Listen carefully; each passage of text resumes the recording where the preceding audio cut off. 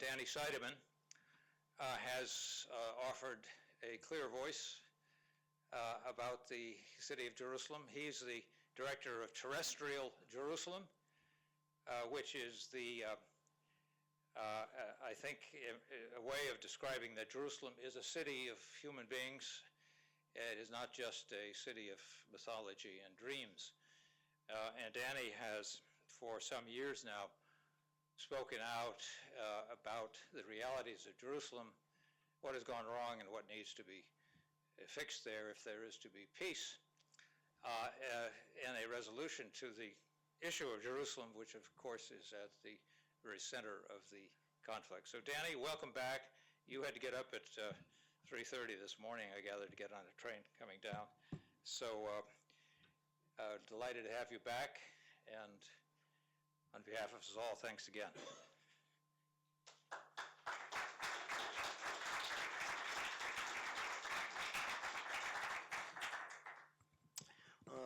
Thank you very much for your kind words, your hospitality.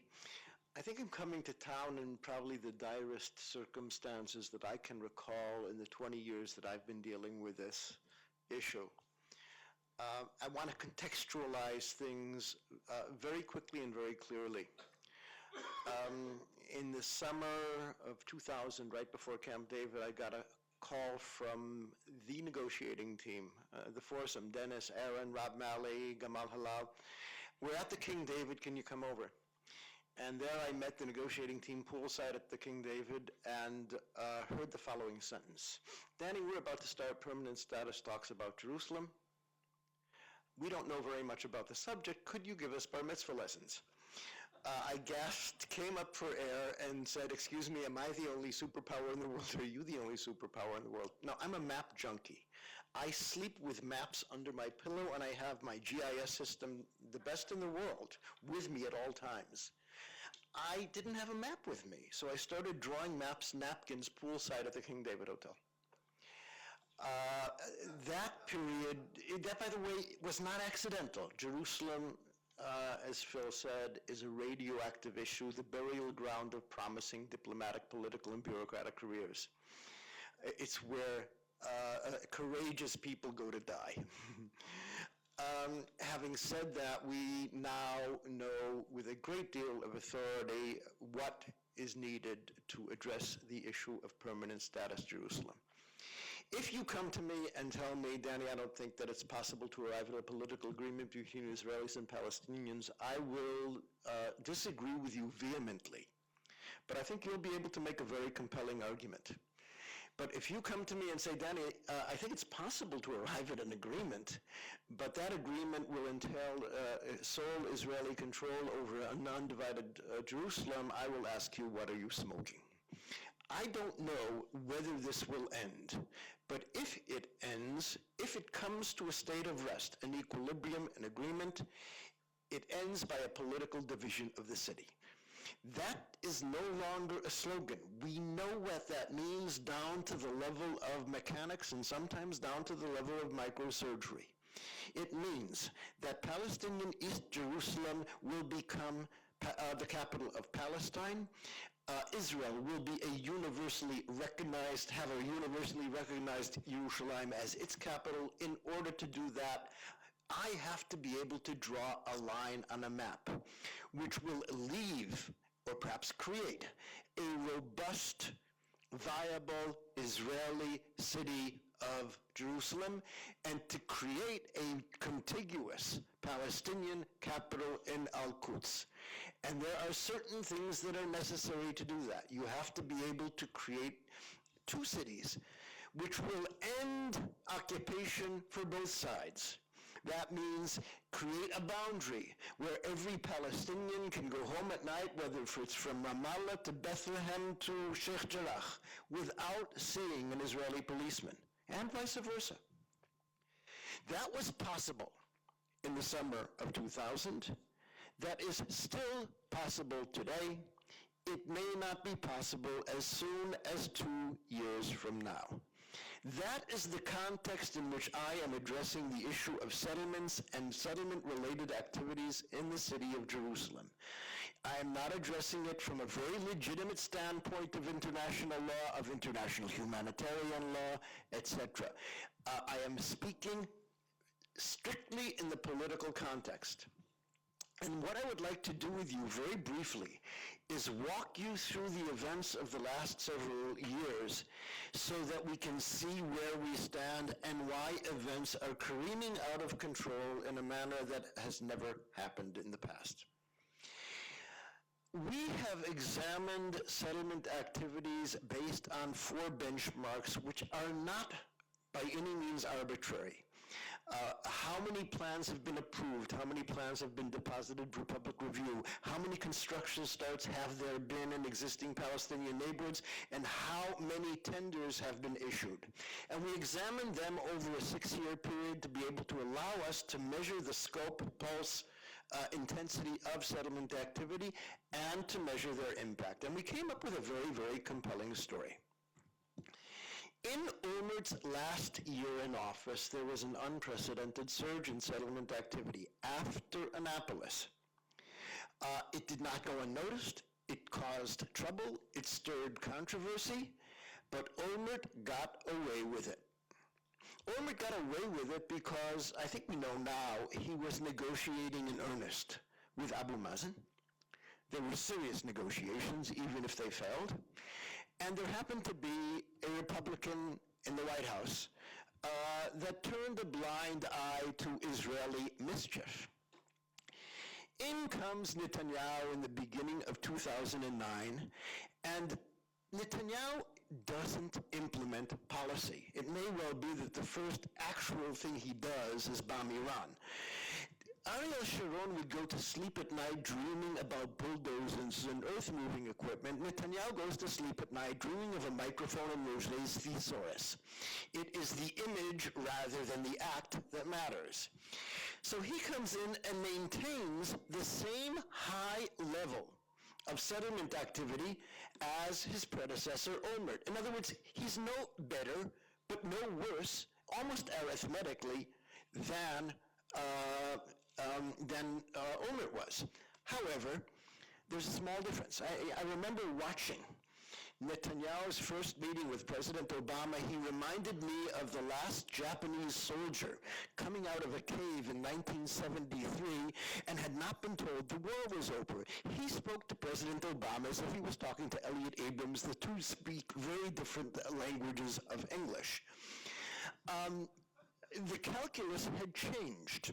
There was a Democrat who hit the ground running and wanted to engage on this issue, and Netanyahu was not negotiating in earnest and has not indicated much of a willingness to do so. So things that Olmert could get away with relative impunity caused altercation after altercation between President Obama and Netanyahu during the first year in office. Now, 30 years from now, when historians will sit down and begin to try and look at the benchmarks for the decline of the United States influence in the Middle East, I can show them one spot that will figure prominently. It's called Shepherd's Hotel, and Shepherd's Hotel is where President Obama blinked.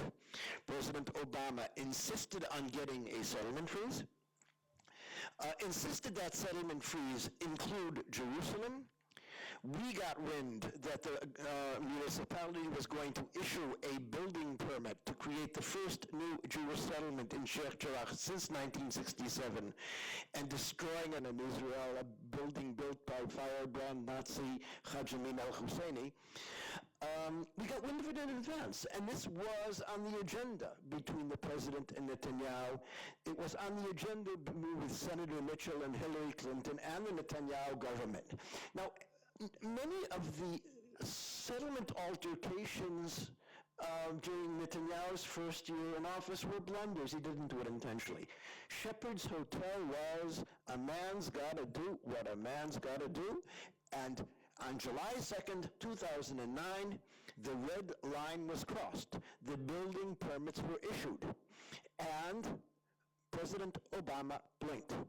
And it is at that moment, I believe, that the discussion or the engagement on the settlement issue was, to all intents and purposes, determined.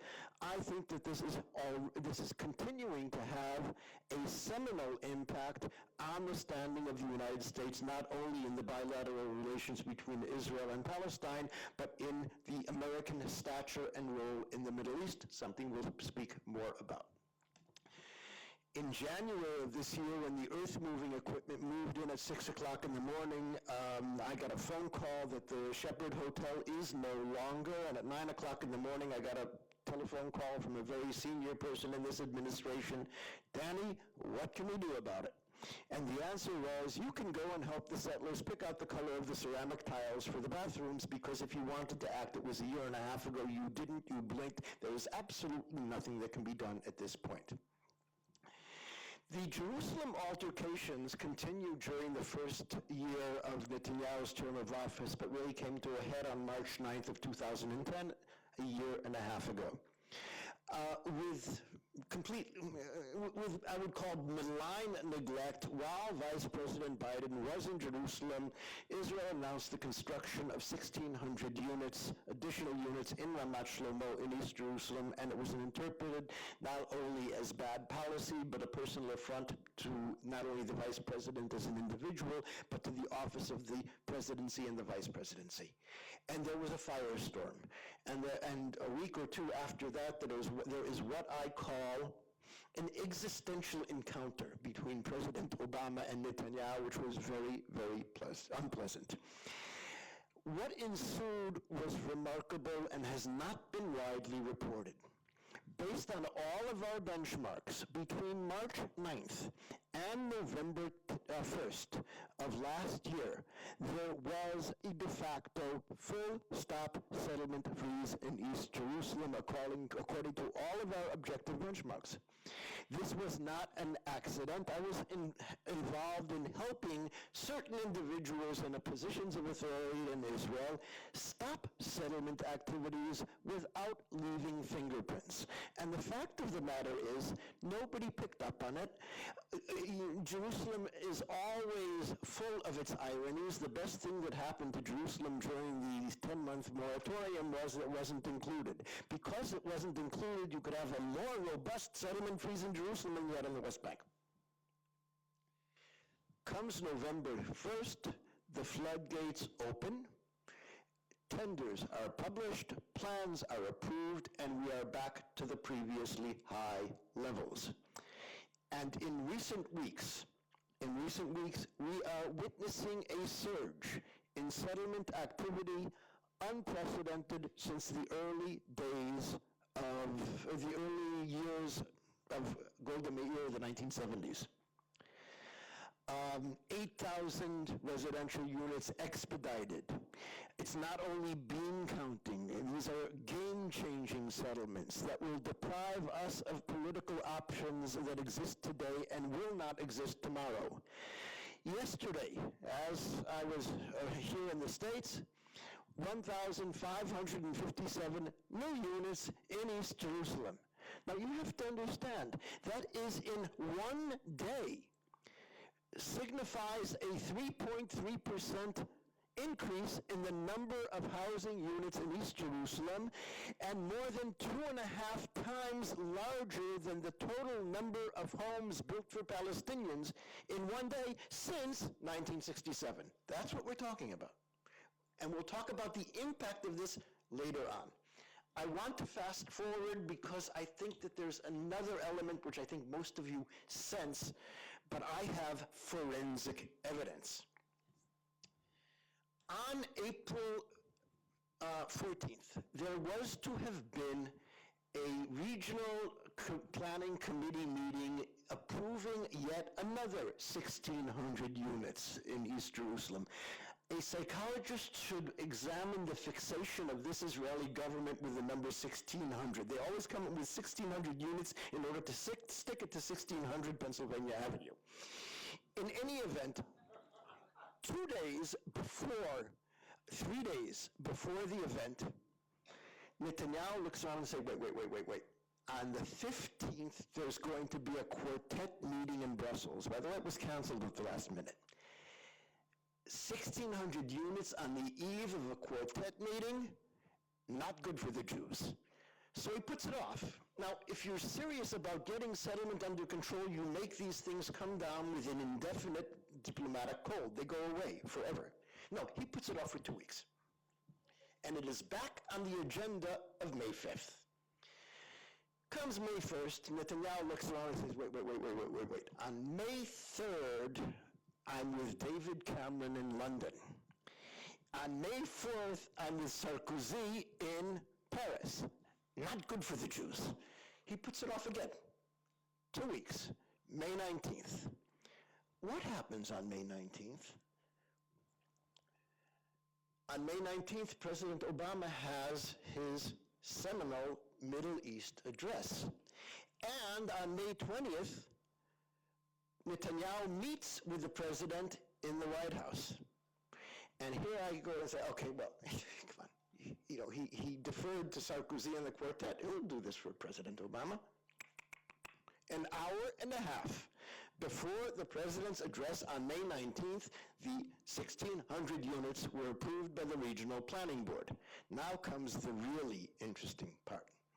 Until 9 o'clock in the evening, on the evening of May 18th, Netanyahu is being told that President Obama's address on Israel-Palestine was all sweetness and light.